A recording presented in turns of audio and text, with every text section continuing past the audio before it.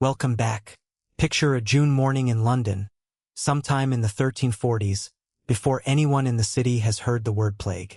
The bells of dozens of parish churches are already ringing across a skyline of thatch and timber and soot-stained stone. Fishmongers are wading into the shallows near Billingsgate, hauling in the morning catch before the heat turns it. Bakers are pulling loaves from ovens that never really go cold.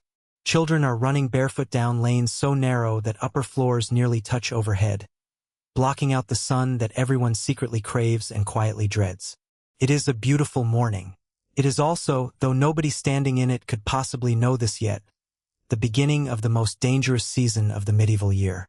Over the next hour, using AI-recreated imagery, historic paintings, and careful archaeological reconstruction, you're going to walk these streets as they actually were, season by season, and understand why, for nearly 400 years, summer in London was not a season of relief.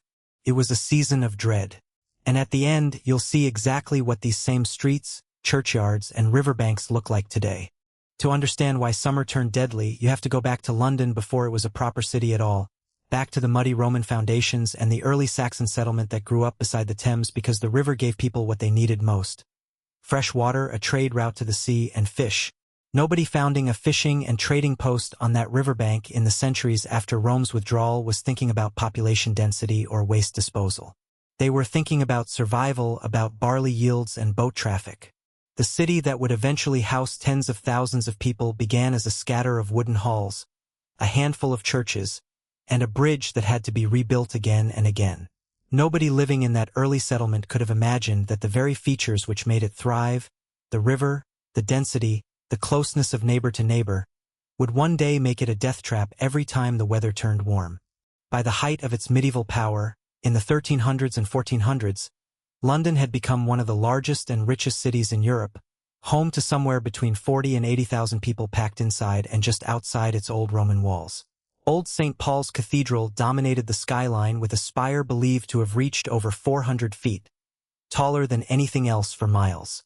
The Guildhall stood as the seat of civic power, where merchants and aldermen argued over taxes and trade. Along the Thames, the wooden piers and quays were in a state of constant repair, because the river that fed the city was also slowly rotting its foundations. Nothing about London was finished. Streets were being widened and narrowed by royal order, churches were being expanded, and the wooden version of London Bridge, later rebuilt in stone, groaned under houses and shops that had been built directly on top of it, some of them 3 or 4 stories high. This was not a museum. It was a city under permanent construction, and that unfinished, overcrowded quality is precisely what made warm weather so dangerous. The sacred and civic heart of the city ran on parallel tracks that often overlapped. Over 100 parish churches served the population, many of them just a few dozen steps from one another, each with its own small graveyard pressed up against the surrounding houses.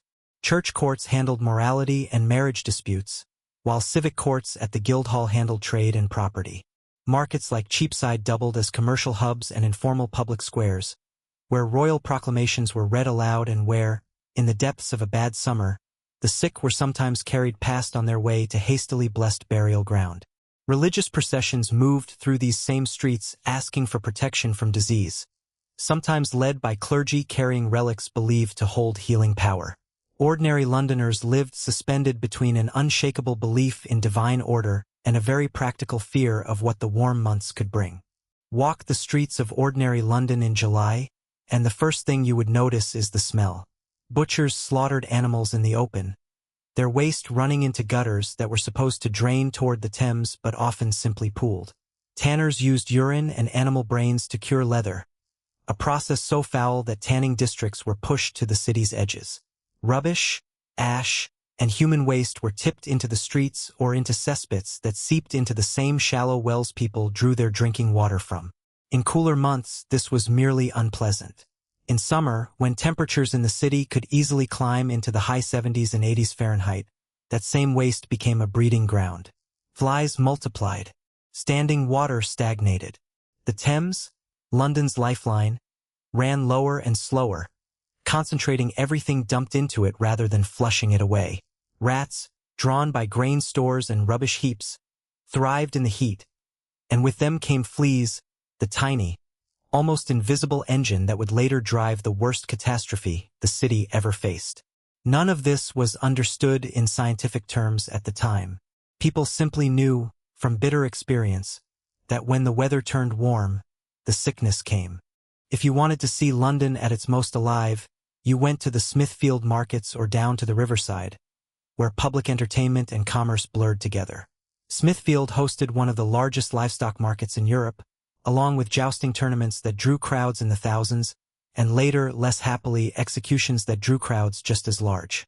On the Thames itself, watermen ferried passengers back and forth in flat wooden boats, competing loudly for fares, while the crowded, chaotic spectacle of London Bridge, lined with shops and homes, served as both a marvel of engineering and a genuine bottleneck of daily life. These were the places where the city's identity as a bustling, ambitious capital was most visible, and in summer, they were also where crowds packed together in the heat, unknowingly speeding along the spread of whatever illness happened to be circulating that year.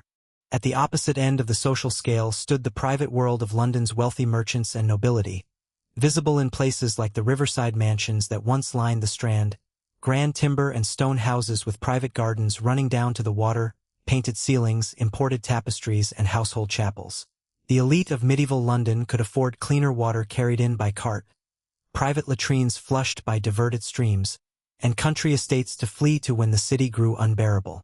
They believed, not unreasonably by the standards of the time, that wealth and distance could hold sickness at bay.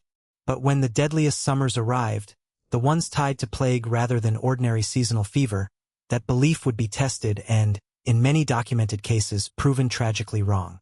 Fine linen and painted walls offered no real protection against fleas carried on rats that moved just as freely through a merchant's storeroom as a laborer's hovel. The turning point that defines this story arrives in the summer of 1348. The Black Death had already been advancing across Europe for months, carried along trade routes from Central Asia through Mediterranean ports and up into France.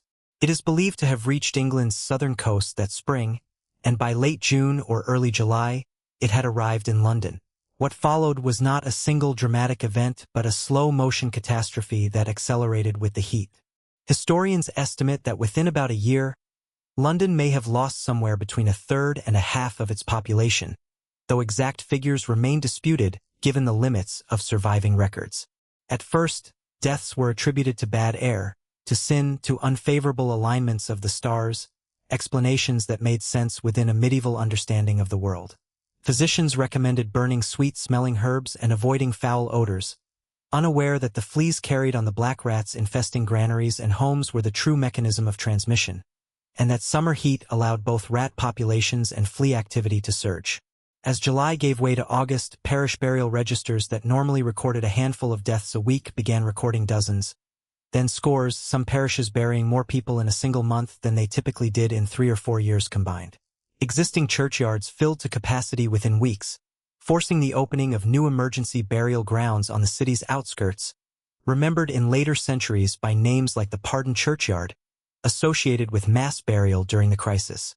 What people at the time understood as a punishment or a mystery, we now understand, through centuries of later scientific study, as a bacterial infection spread by fleas that thrived precisely because of the crowding, the poor sanitation, and the warm weather that defined a London summer. In the years that followed, the city did not simply recover and move on. Entire trades lost so many skilled workers that wages spiked as survivors found their labor suddenly valuable. Some houses and even small hamlets on London's outskirts were abandoned outright, their fields left untended, remembered later as deserted villages swallowed by scrub and grass. Grief reshaped religious practice, contributing to new forms of devotion, private chapels, and charitable foundations meant to pray for the souls of the dead. And the plague did not vanish after 1348. It returned again and again over the following centuries, almost always in the warm months, in 1361, in the 1400s, and devastatingly again in 1665, when the Great Plague once more emptied the city through a scorching summer, before the Great Fire the following year reshaped London's physical fabric entirely. For a long stretch of history, Londoners quietly understood something we would now confirm scientifically. That summer, not winter, was the season to fear. It was only through modern archaeology and epidemiology that the full picture came into focus. Excavations of plague burial pits beneath sites like the Royal Mint near the Tower of London uncovered skeletons stacked in careful, orderly rows despite the chaos of the crisis, suggesting that even in catastrophe, the city tried to preserve some measure of dignity for the dead.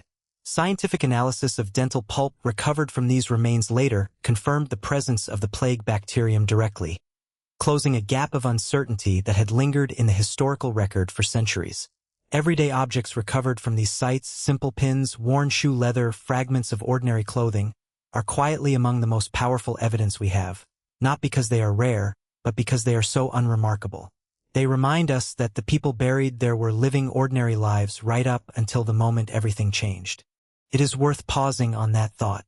Every name lost to those burial registers belonged to someone who had a morning routine, a favorite market stall, a family waiting for them at home. The ruins and burial grounds we study today were never meant to be historical sites. They were kitchens, workshops, riverside doorsteps, and family plots, and the people who filled them were simply living through an ordinary summer that, without warning, became the deadliest season of their lives. If you walk through the city of London today, you can still trace nearly every place the story touched. Old St. Paul's Cathedral was destroyed in the Great Fire of 1666 and replaced by Christopher Wren's iconic dome, which still dominates the skyline. Though the medieval structure survives only in fragments and archaeological records, the Guildhall still stands near its original medieval footprint, with its Great Hall open to visitors and its undercroft revealing genuine 13th-century stonework beneath the modern city. The old wooden London Bridge is long gone, replaced by later stone and then modern versions a short distance downstream, though you can still stand on the current bridge and look out at exactly the stretch of river that once determined whether the city thrived or suffered. Smithfield still functions as a market space today, its historic market buildings preserved even as its livestock trade has moved elsewhere, and you can walk the same open ground where tournaments and, later, grim public spectacles once drew enormous crowds. The plague pits themselves remain largely undisturbed beneath the modern city, though several, including sites near the Tower of London and beneath what is now Charterhouse Square, have been studied by archaeologists and are marked or acknowledged with plaques rather than left as tourist destinations, a quiet nod to respect for the dead. And the Thames, calmer and cleaner now than it has been in centuries, still runs through the heart of the city, the same river that once both sustained medieval London and, in its slow, stagnant summer shallows, helped seal its fate.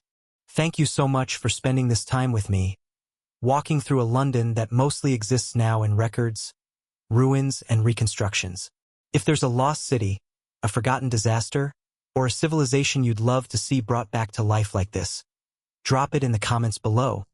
I genuinely read every suggestion, and I'll do my best to bring it to the screen. If you enjoyed this journey through the deadliest season in medieval London's history, a like and a subscribe helps this channel keep telling these stories properly. I'll see you in the next one.